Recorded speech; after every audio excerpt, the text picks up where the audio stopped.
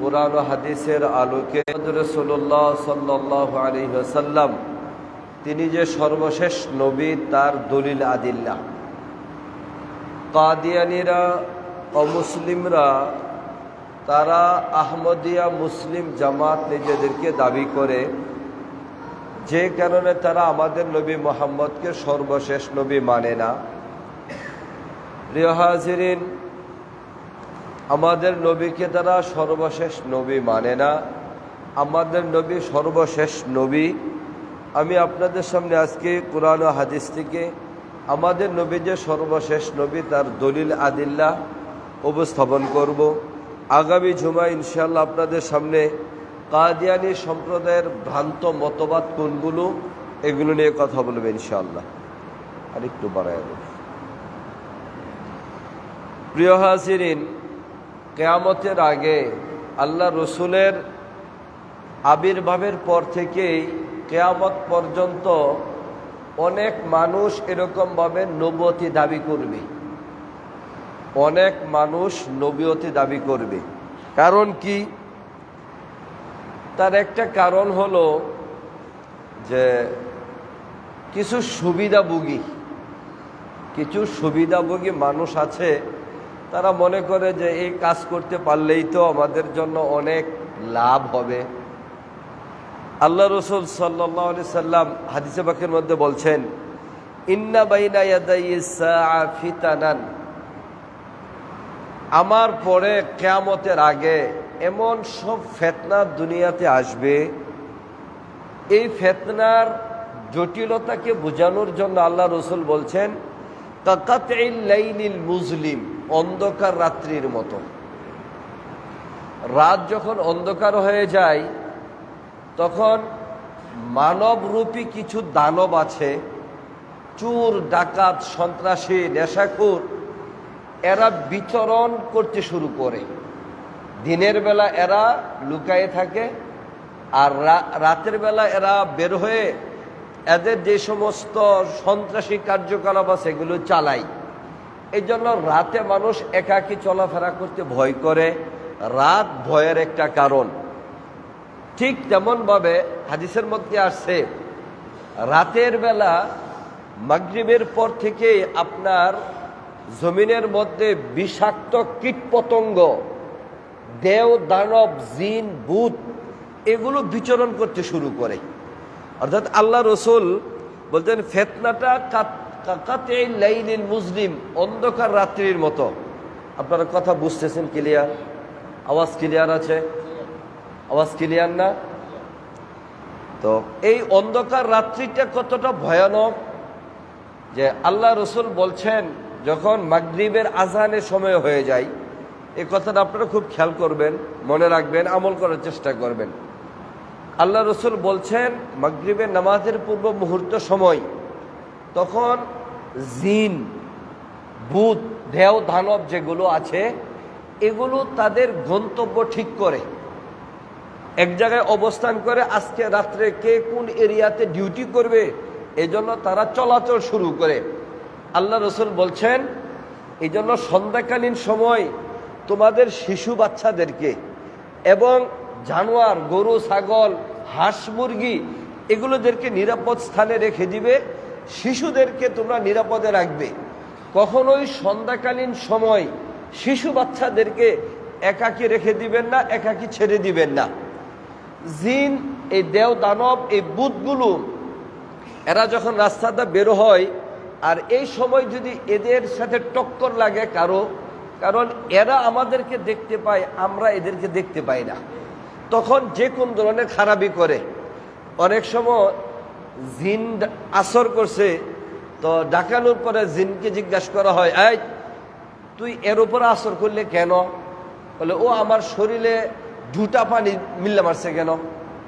এরকম বলে, ও আমার শরীরে ঝুটা পানি দিছে কেন? বলে কখন তোর শরীরে ঝুটা পানি দিল? বলে যে অমুক দিন সন্ধ্যার সময় আমি যাইতেছি, পরে ঘর থেকে ঝুটা পানি মিল্লা মারছে, আমার শরীরে এসে পড়ছে, আমি তো এই জন্য ওকে আসর করছি। অর্থাৎ এই সময় এরা বিচরণ শুরু করে। আমার বলা উদ্দেশ্য হলো, আল্লাহ রসুল বলছেন কাকাতিল লাইলিল মুজলিম, অন্ধকার রাত্রি যেমনভাবে বিভিন্ন ধরনের মুসিবত পেরেশানি নেমে আসে, কিয়ামতের পূর্বে আমার উম্মতের জন্য এমন পেরেশানি নেমে আসবে। আল্লাহ রসুল বলেন, ইউসবিহু রাজুলু মুমিনান ওয়া ইউমসি কাফিরা ওয়া ইউমসি মুমিনান ওয়া ইউসবিহু কাফিরা। সে সকালবেলা ঘর থেকে ঈমান নিয়ে বের হবে, সন্ধ্যাকালীন কাফের হয়ে ঘরে ফিরবে, সন্ধ্যাকালীন ঈমান নিয়ে ঘর থেকে বের হবে, সকালবেলা কাফের হয়ে ফিরবে। বলেন নাউজুবিল্লাহ। একজন মুমিনের জন্য এর চেয়ে বড় পরীক্ষা, এর চেয়ে বড় ফিতনা আর হতে পারবে না। আমি আরো অনেকবার এই কথা বলছি, আপনারা শুনেছেন যে কিয়ামতের পূর্বে একজন মানুষ ঈমান থেকে বের হয়ে যাবে, তার অবস্থাটা কেমন হবে?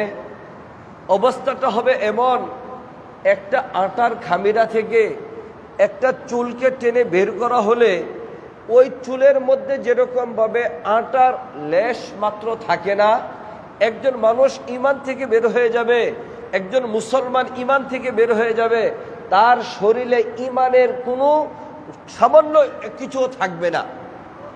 আর ওই যে আটার খামিরার মধ্যে থেকে চুল বের করলে ওইখানে যেরকম কোনো সুরুম থাকে না, বড় কোনো ছিদ্র হয়ে থাকে না, ঠিক তেমনভাবে একজন মানুষ ঘর থেকে বের হয়ে যাবে, ঈমান থেকে বের হয়ে যাবে, সে অনুভব করতে পারবে না ঈমান থেকে বের হয়ে যেতেছে।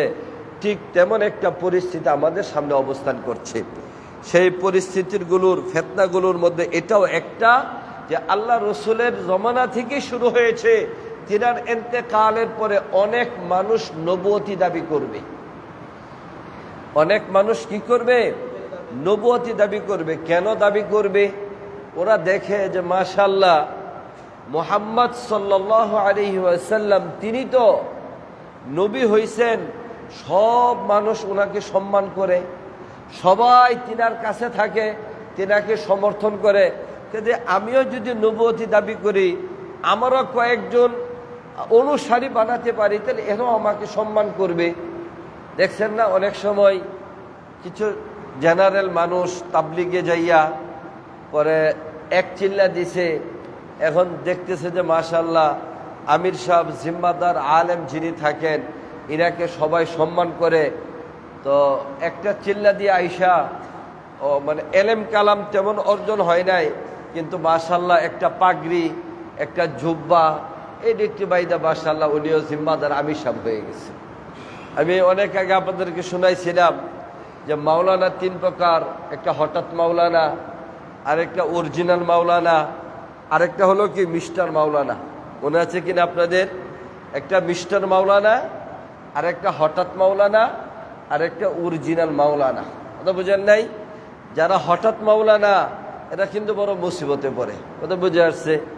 আমাদের জানাশোনা এক ব্যক্তি মাশাআল্লাহ জুব্বা পরে, দাওয়াত তাবলীগের পরিবর্তন হয়েছে, টুপি পরে, দেখতে বোঝাই যায় না সে কি জেনারেল শিক্ষিত মানুষ নাকি আলেম। তো এক জায়গায় গেছে নামাজ পড়ানোর জন্য, সামনে বলতেছে আপনি নামাজ পড়ান, তো উনি তো জানে যে না, উনি নামাজ পড়াতে পারবে না। এরপরে ওনাকে মাসালা জিজ্ঞাসা করতেছে, উনি তো মাসালা বলতে পারবে না। তো এটা হলো যে হঠাৎ মাওলানা। অনেক সময় এরকম হঠাৎ মাওলানা হয়। আরেকটা মিস্টার মাওলানা, সেটা হলো জেনারেল শিক্ষিত মানুষ, লেখাপড়া করছে, সরকারি চাকরি করছে, এখন সরকার থেকে রিটায়ার্ড হয়ে গেছে, তার কোনো কাজ নাই। এখন চিন্তা করলো আমি একজন ইসলামিক গবেষক হয়ে যাই। যদিও কোনোদিন কওমি মাদ্রাসায় পড়ে নাই, কোরআন হাদিসের পর্যাপ্ত পরিমাণে আলেম তার কাছে নাই, এখন সে মাওলানা সাজছে। এটা হলো মিস্টার মাওলানা। আর আরেকটা হলো আপনার এই যে ধারাবাহিকভাবে কওমি মাদ্রাসায় কোরআন হাদিস নাহু সরফ আরবি গ্রামার পরে আলেম হয়েছে, সে হলো অরিজিনাল মাওলানা। মুহতারাম হাজিরিন, কিয়ামতের পূর্বে এরকম হঠাৎ নবী আর মিস্টার নবী বের হয়ে আসবে। কেন? তারা মনে করে যে নবুয়তি দাবি করলেই আমার যদি কিছু অনুসারী হয়ে যায়, তখন তো আমার জন্য অনেক বড় পাওয়া হবে। ঠিক তেমনইভাবে ইহুদি এবং নাসারাদের মধ্য থেকে আপনার বিরাট একটা চক্র, তাদের পক্ষ থেকে উম্মতে মুহাম্মাদের ঈমানকে হরণ করার জন্য একটা গভীর ষড়যন্ত্র সব সময় আছে এবং কিয়ামত পর্যন্ত এটা থাকবে।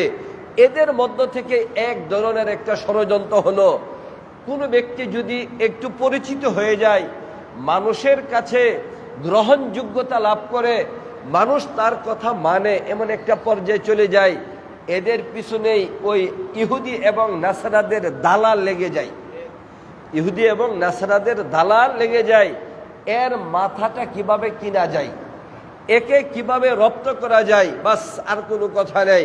একে টাকা পয়সার বিনিময়ে ওকে রপ্ত করে এরপরে এর মাধ্যমে ভুল ফতোয়া দেওয়া, ভুল মাসআলা দেওয়া, মুসলমানের মধ্যে মতনৈক্য সৃষ্টি করা, এরকমভাবে এক পর্যায়ে সুযোগ হলে তুমি পীর সাহেব দাবি করো। এটা তো বিরাট একটা ব্যবসা, পীর সাহেব দাবি করো। আবার কখনো কখনো এর মাধ্যমে নবুয়তি দাবি করাই। মুহতারাম হাজিরিন, ঠিক তেমনই একটা ফিতনা থেকে এই কাদিয়ানি ফিতনা, মির্জা গোলাম আহমদ কাদিয়ানি, সে ইহুদিদের দালাল হয়ে, খ্রিস্টানদের দালাল হয়ে মুসলমান সমাজের মধ্যে বিশৃঙ্খলা সৃষ্টি করার জন্য সেও নবুয়তি দাবি করে বসছে। প্রিয় হাজিরিন, আমি গত জুমায় কোরআনে কারীমের আয়াত সমূহ আপনাদের সামনে বলেছিলাম যে আয়াতগুলোর মাধ্যমে এটা প্রমাণিত আমাদের নবী, সর্বশেষ নবী, সর্বশ্রেষ্ঠ নবী মুহাম্মদুর রাসূলুল্লাহ সাল্লাল্লাহু আলাইহি ওয়াসাল্লাম।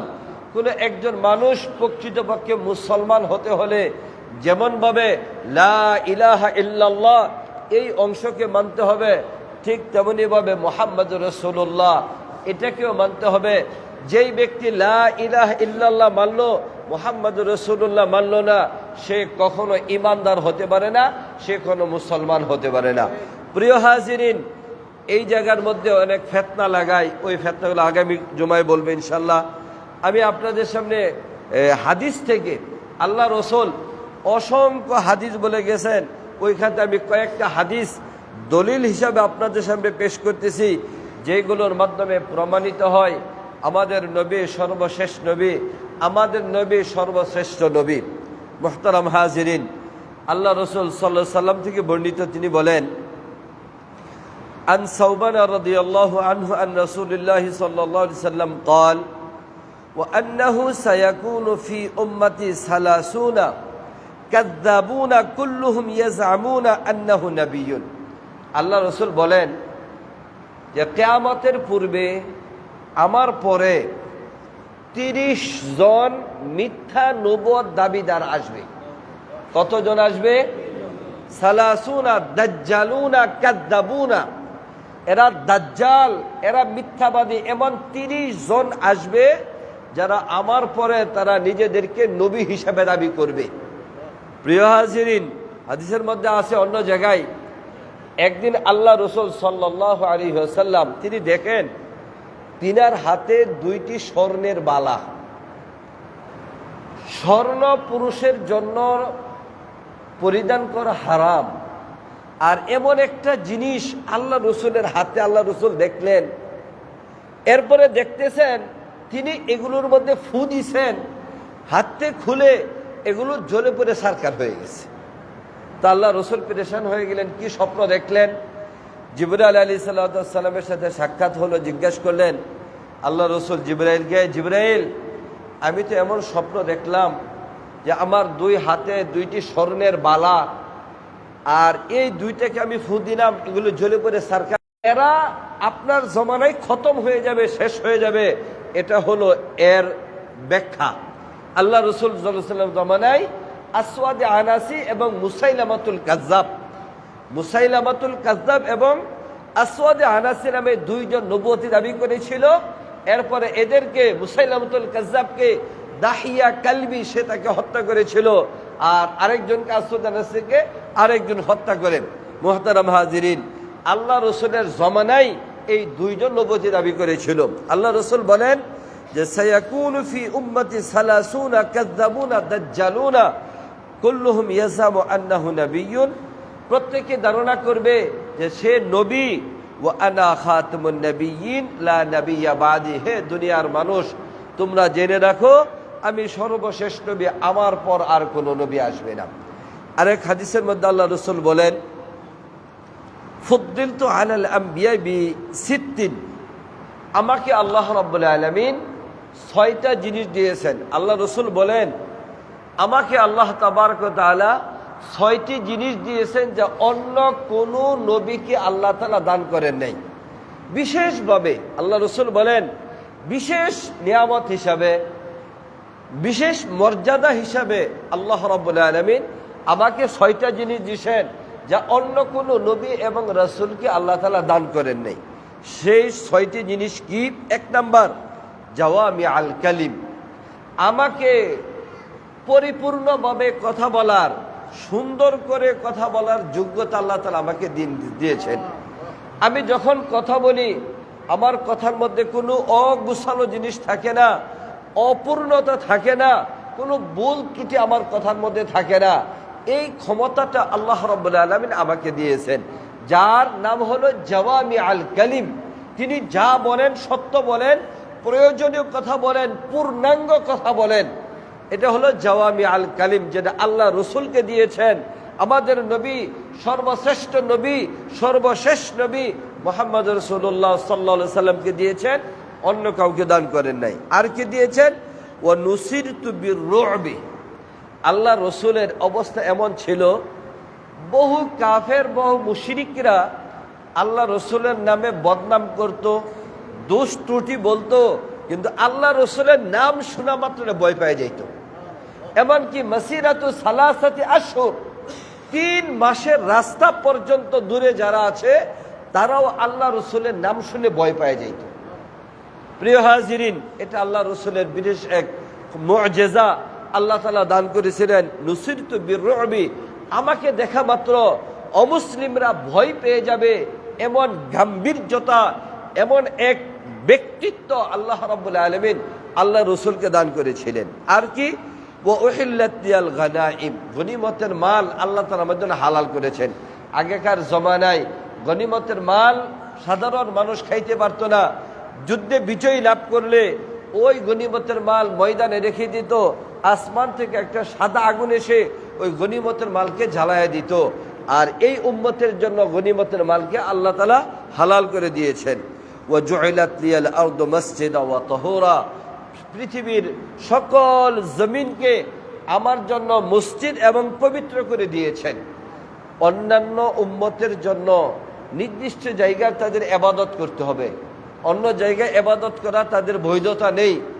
ইহুদিদের জন্য আপনার কি বলে, গির্জাতে, খ্রিস্টানদের পেডগাতে যাই তাদের ইবাদত করতে হয়, তারা যে কোনো জায়গায় তাদের ইবাদত করলে হয় না। যেমন হিন্দু মালাউনরা, এদের জন্য ওই যে পূজা মণ্ডপ বানায়, ওইখানে যাইয়াই তাদের উপাসনালয় ইবাদত করতে হয়, অন্য জায়গায় হয় না। কিন্তু আল্লাহ রাব্বুল আলামিন মুসলমানের জন্য সারা পৃথিবীর জমিনকে মসজিদ বানিয়ে দিয়েছেন এবং পবিত্রকরণ করে দিয়েছেন। এর অর্থ কি? এর অর্থ হলো, যদি কোথাও কোনো পানির ব্যবস্থা না থাকে, ওই জমিনের মাটি দ্বারা তায়াম্মুম করা যাবে, আর ওই জমিনে নামাজ পড়লে তার নামাজ আদায় হয়ে যাবে। সুবহানাল্লাহ, যা অন্য কোনো উম্মতকে আল্লাহ তাআলা দান করেননি। প্রিয় হাজিরিন, ওয়া উরসিলতু ইলাল খালকি কাফা, আরেকটি জিনিস আল্লাহ আমাকে দান করেছেন, সেটা হলো আমাকে আল্লাহ রাব্বুল আলামিন দুনিয়ার সকল মানুষের কাছে নবী হিসেবে পাঠাইছেন। আল্লাহ রসুলের নবুয়ত প্রাপ্তির পর থেকে কিয়ামত পর্যন্ত যত মানুষ এই দুনিয়ার মধ্যে আসবে, সকল মানুষের জন্য নবী হিসাবে আমাদের নবী মুহাম্মদ রাসূলুল্লাহ সাল্লাল্লাহু আলাইহি সাল্লাম, ওয়া আনা খাতামান নাবিয়্যিন, এই হাদিসের শেষ অংশে যে আল্লাহ রসুল বলেন আমি হলাম সর্বশেষ নবী।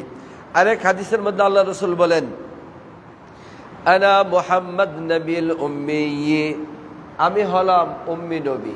আনা মুহাম্মাদুন নবীল উম্মি, উম্মি নবী। উম্মি নবী কাকে বলে? অন্য উম্মি নবী বলা হয় যেই ব্যক্তির, যেই নবীর মানে আক্ষরিক জ্ঞান নেই। আমাদের সমাজের মধ্যে আক্ষরিক জ্ঞান নেই, শিক্ষা দীক্ষা নেই। আমাদের বাংলা ভাষায়, পরিভাষায় তিনাকে বলা হয় মূর্খ। তাকে বলা হয় কি? মূর্খ। যে লেখাপড়া করে নাই, তার স্বাভাবিক কোনো জ্ঞান নেই, তাকে কি বলে? মূর্খ বলে। কিন্তু আমাদের নবী মুহাম্মদ রাসূলুল্লাহ সাল্লাল্লাহু আলাইহি ওয়াসাল্লাম তিনি মূর্খ ছিলেন না। তিনি শিক্ষা দীক্ষা ছিল, জ্ঞান ছিল, কিন্তু তিনি কোনো প্রতিষ্ঠানে লেখাপড়া করেন নাই। আক্ষরিকভাবে তিনি কোনো জ্ঞান অর্জন করে নাই। এই জন্য আল্লাহ রাসূল বলেন আনা নবীল উম্মি, আমি উম্মি নবী। আক্ষরিক জ্ঞান আমার নেই, কিন্তু ইসলামিক জ্ঞান, এলেম কালাম এটা আমার আছে। এখন প্রশ্ন উঠে, হয়তো অনেকে আপনারা বলবেন যে হুজুর এটা কেমন কথা, মানুষ জন্মের সময় কি সব শিক্ষা দীক্ষা নিয়ে দুনিয়াতে আসে না? তাহলে আল্লাহ রসুল কেন কোনো স্কুলের মধ্যে কোনো মাস্টার রেখে উস্তাদ রেখে কেন লেখাপড়া করেন নাই? মুহতারাম হাজিরিন, এই কথাটার উত্তর অনেক ব্যাপক। আমাদের মাদ্রাসার মিজান জামাত অর্থাৎ ষষ্ঠ শ্রেণীর মধ্যে তারিখুল ইসলাম একটা কিতাব আছে। ওই কিতাবের মাঝে আল্লাহ রসুল কেন নবী উম্মি নবী ছিলেন, আক্ষরিক জ্ঞান কেন ছিল না, এটার অনেকগুলো উত্তর দিছেন। মোটা দাগে যদি দুইটা কথা বলি তাহলে আপনাদের বুঝে আসবে। স্বাভাবিক মতেই ছাত্রর তুলনায় শিক্ষকের জ্ঞান বেশি থাকে, ঠিক কিনা? শিক্ষকের জ্ঞান যদি বেশি নাই থাকে তাহলে সে ছাত্রকে পড়াতে পারবে না। হ্যাঁ, অনেক সময় এমন হয় যে ছাত্র লেখাপড়া করতে করতে একটা পর্যায়ে উস্তাদ যতটা না যোগ্যতা সম্পন্ন, তার চেয়ে যোগ্যতা সম্পন্ন ছাত্র হয়ে যায়। এটা আছে অনেক রেকর্ড। কিন্তু যখন সে ছাত্র অবস্থায় থাকে তখন কিন্তু ছাত্রর তুলনায় উস্তাদের জ্ঞান কি থাকে? বেশি থাকে। এখন যদি আমাদের নবী মুহাম্মদ রাসূলুল্লাহ সাল্লাল্লাহু আলাইহি ওয়াসাল্লাম দুনিয়াবি কোনো মাস্টারের কাছে, কোনো শিক্ষকের কাছে পড়তেন, তাহলে দুনিয়ার মানুষ বলতো নবী মুহাম্মদের চেয়ে তিনার যে শিক্ষক তার জ্ঞান বেশি। বলতো কি বলতো না? এক। দুই নাম্বার হলো, আমাদের নবী মুহাম্মদ রাসূলুল্লাহ সাল্লাল্লাহু আলাইহি ওয়াসাল্লাম তিনি যে নবুয়তের দাওয়াত মানুষকে পৌঁছাচ্ছিলেন, যদি তিনি স্কুল মাদ্রাসা কলেজ কোনো প্রতিষ্ঠানে লেখাপড়া করে জ্ঞান অর্জন করে এরপরে পড়াইতো, এরপরে নবুয়তের দাওয়াত দিত, তাহলে দুনিয়ার মানুষ বলতো। আমার কথা বুঝে আসে আপনাদের? যে কারণে আমাদের নবী কি ছিলেন? উম্মি নবী। যেই উম্মি শব্দের অর্থ হলো তিনার আক্ষরিক জ্ঞান ছিল না, কিন্তু তিনি জ্ঞানী ছিলেন। আপনারা ওই ঘটনা শুনছেন, সুলহ হুদাইবিয়ার সময় আল্লাহ রসুল উমরা করার জন্য মক্কাতে আসতেছিলেন। মক্কার মুশরিকরা তখনও আবু সুফিয়ান রাদিয়াল্লাহু তাআলা আনহু মুসলমান হন নাই। তিনারা বাধা দিলেন যে না, মুহাম্মদ মক্কায় ঢুকতে পারবে না, উমরা করতে পারবে না। আল্লাহ রসুল উসমান রাদিয়াল্লাহু তাআলা আনহুর মাধ্যমে তাদেরকে খবর পাঠালেন যে দেখো, আমি মক্কায় অবস্থান করার জন্য আসতেছি না, আমি আসতেছি মাত্র 3 দিন অবস্থান করব, উমরা পালন করে আমি আবার মদিনায় ফিরে যাব, আমাকে সুযোগ দাও। মক্কার মুশরিকরা তিনাকে সুযোগ দিলেন না, বললেন না, আপনাকে আমরা এই বছর ঢুকতে দেব না। অনেক লম্বা কথা। এর মাধ্যমেই তাদের সাথে একটা চুক্তি সম্পন্ন হলো, যেই চুক্তিকে শরীয়তের পরিভাষায় বলা হয় সুলানামা, সুলহ হুদাইবিয়া। ইসলামের পরিভাষায় এটাকে বলে সুলহ হুদাইবিয়া। সুলহ হুদাইবিয়ার পরে আল্লাহ রাব্বুল আলামিন মুসলমানের জন্য বড় বিজয়ের কথা ঘোষণা করেছিলেন, ইন্না ফাতাহনা লাকা ফাতহাম মুবিনা, যে আপনাকে আমি বড় বিজয় দিয়েছি। ওই চুক্তির পরে, ওই চুক্তির মধ্যে কি লেখা ছিল? ওই চুক্তির মধ্যে লেখা ছিল অনেকগুলো শর্ত। এর মধ্যে এক জায়গায় লেখা ছিল, এই চুক্তি করা হচ্ছে মুহাম্মদ রাসূলুল্লাহর পক্ষ থেকে। এই কথাটা লেখা ছিল। তো যখনই বিসমিল্লাহ লেখা ছিল, বলে যে না, বিসমিল্লাহ আমরা মানি না, বাদ দেওয়া হলো। এরপরে বলা হলো যে এখানে চুক্তি করা হচ্ছে মুহাম্মদ রাসূলুল্লাহর নামে এবং পক্ষ থেকে কাফেরদের সাথে। এখন কাফেররা এসে বলল যে না, আমাদের চুক্তিনামার মধ্যে যদি মুহাম্মদ রাসূলুল্লাহ এই কথাটা লেখা থাকে, এর অর্থ হলো আমরা আব্দুল্লাহর বেটা মুহাম্মদকে নবী মেনে নিছি, অতএব রাসূলুল্লাহ শব্দ থাকা যাবে না। এখানে চুক্তির মধ্যে লেখা থাকতে হবে আব্দুল্লাহর বেটা মুহাম্মদ, মুহাম্মদ ইবনে আব্দুল্লাহর পক্ষ থেকে চুক্তিনামা করা হচ্ছে। ওই লিখতেছিলেন আলী রাদিয়াল্লাহু তাআলা আনহু। কাফেররা দাবি জানালো রাসূলুল্লাহ শব্দটাকে মুছে দিতে হবে। এখন আলী রাদিয়াল্লাহু তাআলা আনহুকে আল্লাহ রসুল বলেন, আলী তুমি রাসূলুল্লাহ শব্দ মুছে দাও।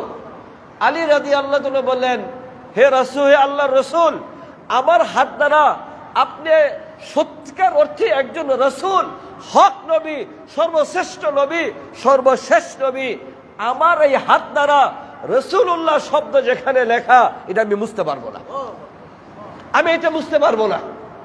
আল্লাহ রসুল বললেন, ঠিক আছে আলী, কোন জায়গায় লেখা রাসূলুল্লাহ শব্দটা আমাকে দেখায় দাও, কোন জায়গায় লেখা রাসূলুল্লাহ আমাকে দেখে দাও, আমি মুছে দিচ্ছি। দেখে দেওয়া হলো, আল্লাহ রসুল মুছে দিলেন। এই ঘটনা থেকে আপনাদের বুঝাইলাম যে আল্লাহ রসুল তিনি আক্ষরিক জ্ঞান ছিল না, তিনি সত্যিকার অর্থে জ্ঞানী ছিলেন, কিন্তু স্কুল কলেজে পড়ে কোনো প্রতিষ্ঠানে, কোনো মাদ্রাসা, স্কুল কলেজ শিক্ষকের কাছে পড়ে তিনি জ্ঞানী হন নাই। এই জন্য তিনাকে বলা হয় নবীল উম্মি। আল্লাহ রসুল বলেন, আনা নবীল উম্মি, আনা মুহাম্মদ নবীল উম্মি, আমি মুহাম্মদ উম্মি নবী। তিনবার বললেন, ওয়ালা নবিয়্যা বাদি, আমার পর আর কোনো নবী আসবে না। প্রিয় হাজিরিন, আল্লাহ রসুল আরেক জায়গায় বলেন যে আমার 5টা নাম আছে, আনা মুহাম্মদ ওয়া আনা আহমদ ওয়া আনা আল মাহি ইয়ামহুল্লাহুল কুফরা বি। আল্লাহ রসুল বলেন, আল্লাহ তাআলা আমাকে 5টা নাম দিয়েছেন। একটা নাম হলো আনা মুহাম্মদ, আরেকটা হলো আনা আহমদ। এই আহমদ শব্দের ইয়া হলো ইয়াতি মিন বাদি ইসমুহু আহমদ। হযরত ঈসা আলাইহিস সালাম বলে গেছেন, আমার পরে একজন নবী আসবে, যে নবীর নাম হবে আহমদ। এই গোলাম আহমদ কাদিয়ানি, সে তার বাবা তার নাম রাখছিল আহমদ। সে বলে ঈসা আলাইহিস সালাম যে ভবিষ্যৎবাণী করে গেছেন, আমার পরে একজন নবী আসবে, সেই নবীর নাম হবে আহমদ, আমি হলাম সেই নবী। নাউজুবিল্লাহ। এটা মানে হাসার মতো বলে। আতাউল্লাহ বুখারী রহমতুল্লাহ আলাই ভারত উপমহাদেশের এক কিংবদন্তি আলেম ছিলেন। তিনি মাথায় টুপি পরতেন না। তিনি বলছিলেন, আমি যতদিন পর্যন্ত মির্জা গোলাম আহমদ কাদিয়ানীকে মিথ্যা নবী সাব্যস্ত করতে না পারবো, অথবা যতক্ষণ পর্যন্ত তাকে শেষ করতে না পারবো, আমি আতাউল্লাহ বুখারী মাথার মধ্যে টুপি পরবো না। তো একদিন ওই আতাউল্লাহ বুখারী রহমতুল্লাহ আলাই, তিনার সাথে মির্জা গোলাম আহমদ কাদিয়ানীর দেখা হয়। তো বলতেছে যে, এই মির্জা গোলাম আহমদ কাদিয়ানী, তুই বলতো তুই যে নবী, তোর দলিল কি? তো বলতেছে যে, আমি যে নবী, আমার দলিল হলো যে আমার নামের শুরুতে যে গোলাম লেখা আছে, এই শব্দটাকে যদি আমি মুছে ফেলি, তাহলে আমার শুধু একটা নাম থাকে আহমদ, আমার নাম থাকে আহমদ। আর ঈসা আলাইহিস সালাম বলেও গেছেন, আমার পরে যিনি নবী হবে তার নাম হবে আহমদ, আমি হলাম সেই আহমদ। তো আতাউল্লাহ বুখারী বলে, এই মির্জা গোলাম আহমদ, বলতো আমার নাম কি? বলে, তোমার নাম হলো আতাউল্লাহ বুখারী। আতাউল্লাহ বুখারী কয়, আমার নামের শুরুতে আতা যদি বাদ দেওয়া হয়, তাহলে আমার নামে কি থাকে? আল্লাহ। আমি আল্লাহ এই কথা বলতেছি, তরে নবুয়ত থেকে বাদ করে দিলাম, তুই কোনো নবী না। বুঝছেন কিনা ব্যাপারটা? তো আতাউল্লাহ, এটা তো হলো একটা মানে ঠেকানোর জন্য কথা বলা, তিনি তো আর আল্লাহ নয়। বলে, আতাউল্লাহ, আমার নামের শুরু থেকে আতা বাদ দিলে আমার নাম হলো আল্লাহ। আমি আল্লাহ বলতেছি, তুই একটা বন্ড, তুই একটা প্রতারক, তোরা নবুয়ত থেকে বাদ দিয়ে দিলাম। মুহতারাম হাজিরিন, এভাবে এরা বিভ্রান্ত ছড়াচ্ছে। এরপরে বলছেন, আনাল হাশির, আমি মানুষকে একত্রিত করি। ইহশারুন নাস বাদান, আমার পরে মানুষকে জমা করা হবে। ও আনাল আকিব, আমি সর্বশেষ নবী। মুহতারাম হাজিরিন, এরপর অনেক দলিল, এগুলো সময় শেষ। তো আগামী জুমায় যদি আল্লাহ তাআলা আমাকে তৌফিক দান করেন, হায়াতে বেঁচে রাখেন, তাহলে কাদিয়ানীদের ভ্রান্ত মতবাদ কি কি, কোন ভ্রান্ত মতবাদের কারণে কাদিয়ানীদেরকে কাফের বলা হয়, আগামী জুমায় বিস্তারিত আলোচনা করব। আমাদের বাওয়ালগড়ের উলামা একরামের পক্ষ থেকে কাদিয়ানীদের ভ্রান্ত মতবাদ কি কি, এখানে সংক্ষিপ্ত আকারে মোটা দাগের কিছু বিষয় নিয়ে আসা হয়েছে। এখানে নামাজের পরে আপনারা এগুলো নিয়ে যাবেন, আপনারা নিজেরা পড়বেন, নিজেরা জানবেন, নিজেরা বুঝবেন। এগুলো যদি আমরা ভালো করে জানা না থাকে, তাহলে আমরা এই বিভ্রান্তের মধ্যে পড়ব। আলহামদুলিল্লাহ, আল্লাহ তাআলার মেহেরবানি, এখনো পর্যন্ত আমাদের এই এলাকায় কাদিয়ানীরা ওইভাবে প্রভাব বিস্তার করতে পারে না। কিন্তু আমাদের বাংলাদেশে বহু জায়গা এমন আছে যে ওদের সামনে আহলে সুন্নাহ ওয়াল জামাতরা সঠিক কথাটা বলতে পারে না।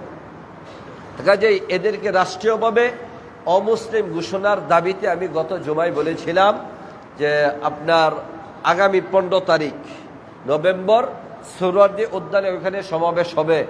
আমি চাই আমাদের এই মসজিদ থেকে ধর্মবান মুসল্লিরা, মাদ্রাসার উস্তাদ ছাত্র তো যাবেনই, আপনাদের পক্ষ থেকে কমপক্ষে 2টা গাড়ি যেন হয়, কমপক্ষে 2 গাড়ির যেন মুসল্লি হয় ওইখানে যাওয়ার মতো। আমরা হিম্মত করতে পারি তো যাওয়ার, ইনশাল্লাহ। ইনশাল্লাহ নামাজের পরে আপনাদের তালিকা করে নিব। সুন্নত